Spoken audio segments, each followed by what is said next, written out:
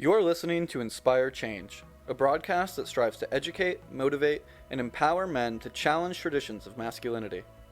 To guide us through the intricacies and intersections of emotions, relationships, and male identity is renowned psychologist, author, and speaker Gunter. This is Inspire Change. I want to introduce a tradition here for this podcast and all future podcasts, wherein I'd like to respectfully acknowledge the Gadigal people of the Eora Nation. They are the traditional custodians of the land on which we meet. I pay my respects to the elders, past and present. Knowing the stories of the Aboriginal people will always be written in this landscape. If a slap at the Oscars reverberated the world, what do you think overturning Roe and Wade will do? In this episode of Inspired Change, I want to address that question. This week, the SCOTUS has willfully detonated a strategic nuclear assault on the well-being of women, families and men. It is, in my opinion, a direct strike on the decisional autonomy of women, but also on the fabric and structure of our society. Now, don't get me wrong, this is not the first assault. There's been an intentional agenda for the few to take control of the many. And it seriously began 3,500 years ago when Hammurabi enshrined laws marginalising women in society.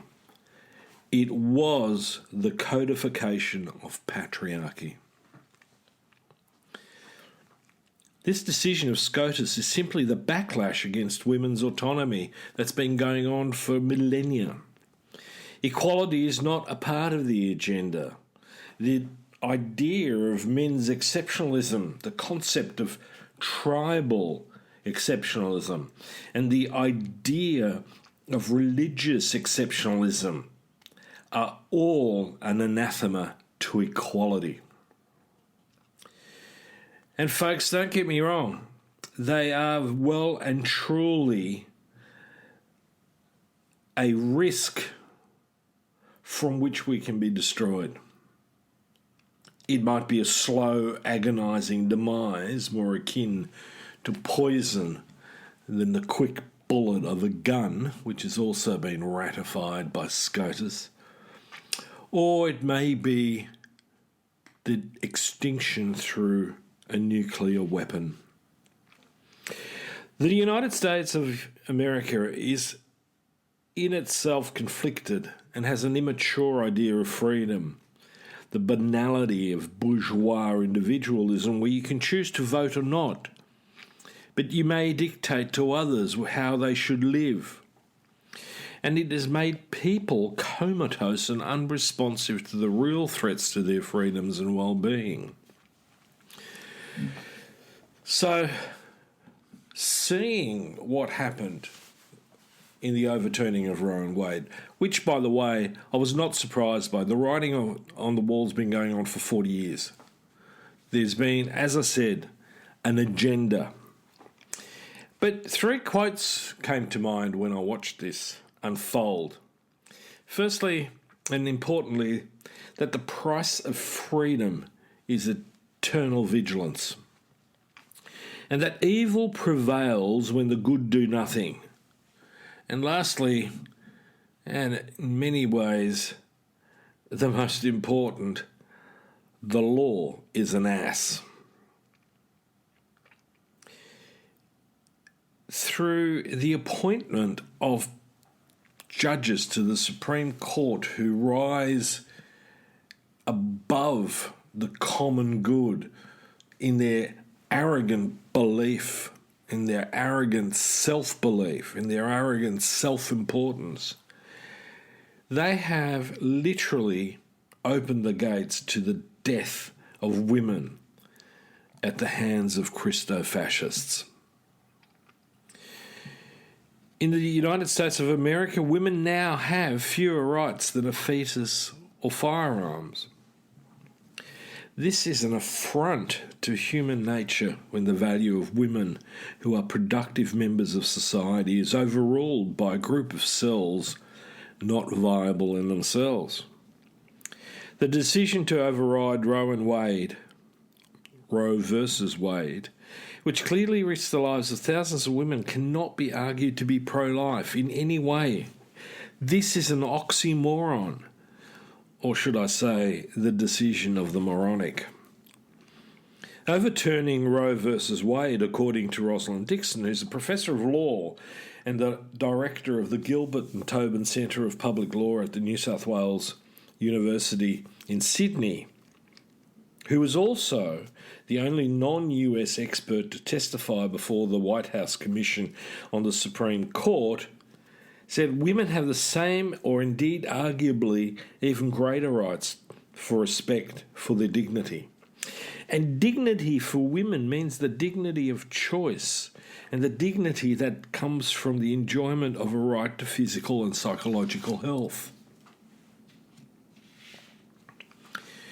Now, I argue that this should include acknowledging and respecting the right to physically, psychologically, and socially to thrive. Yet all of this is threatened by the Supreme Court of the United States. Now, what I find interesting is that 3 of the Supreme Court justices lied under oath. So not only have the judges involved been fundamentally moronic and uncaring, failing to understand and appreciate the immorality of their decision, but 3 of the judges have also lied under oath during their confirmation hearing. They have perjured themselves.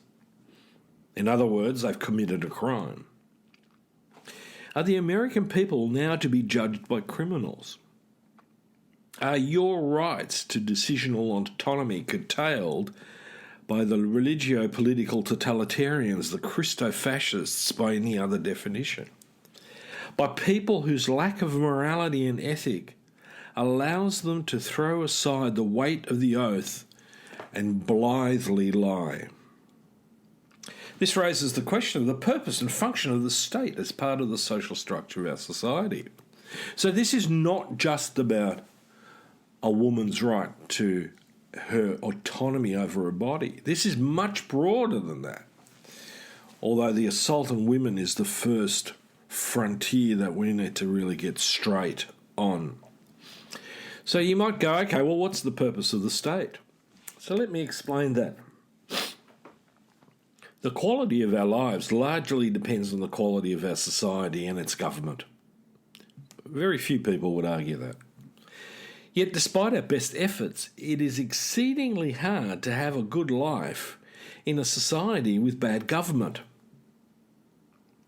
And no amount of virtue or good fortune completely compensates for a tyrannical or despotic government.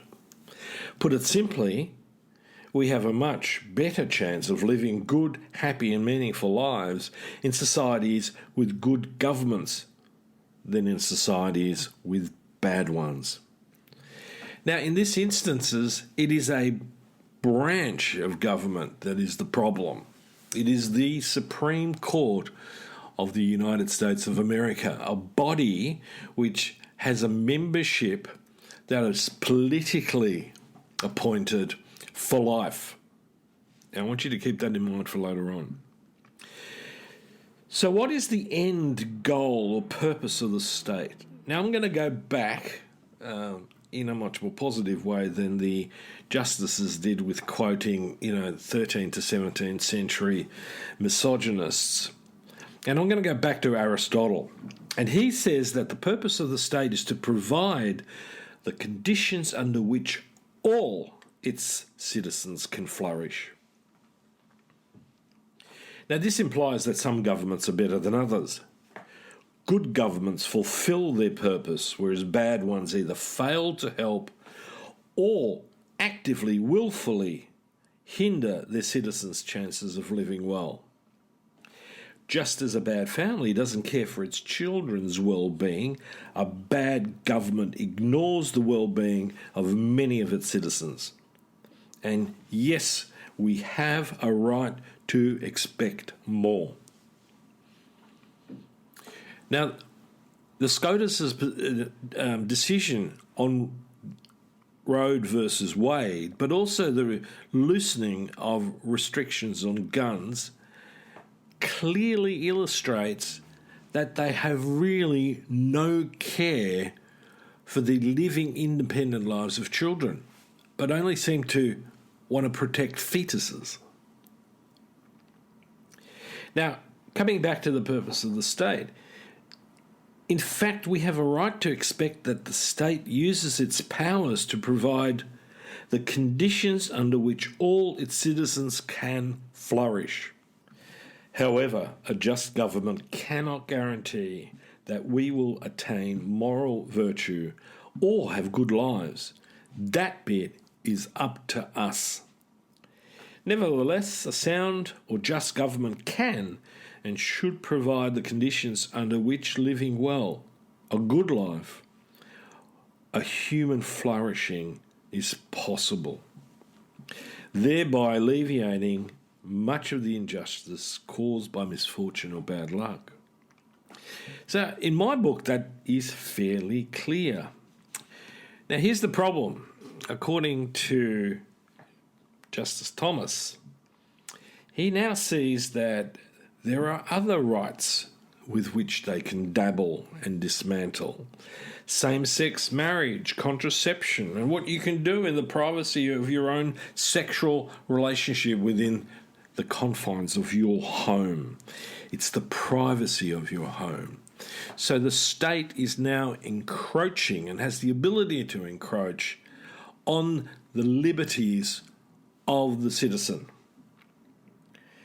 So what's the state of opinion amongst the population in the United States about the confidence it has in the SCOTUS?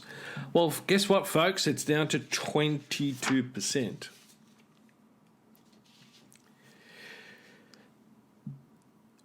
Now, the question that comes up at this point, and which is confronting the citizens, as far as I can see in the United States, is where to next?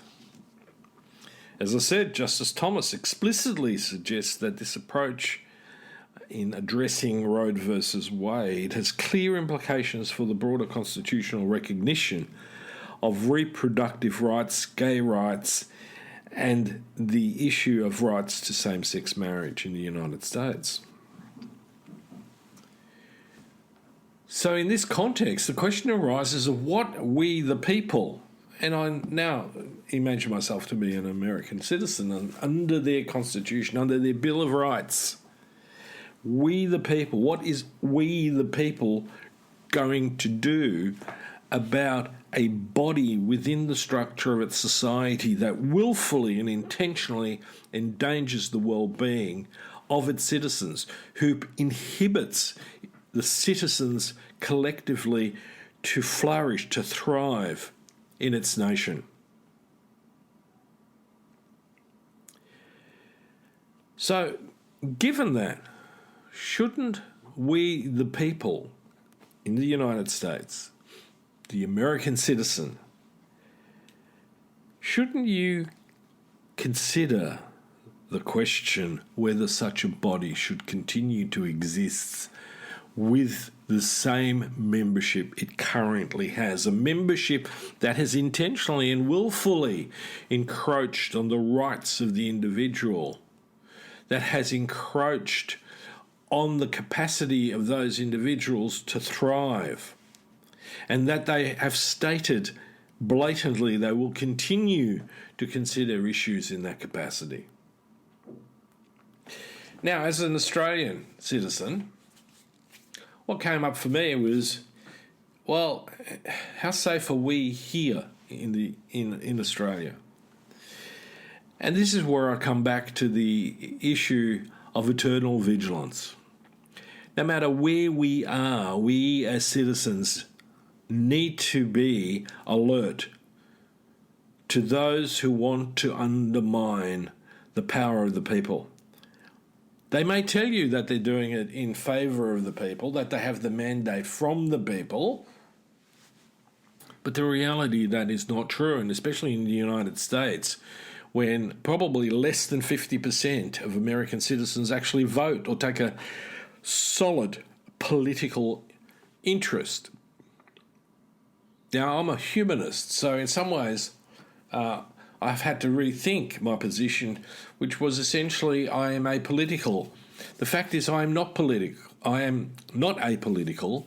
I am as much embroiled in the politics. I'm just not partisan. Politics to me is the governance issue. So what about us here in Australia?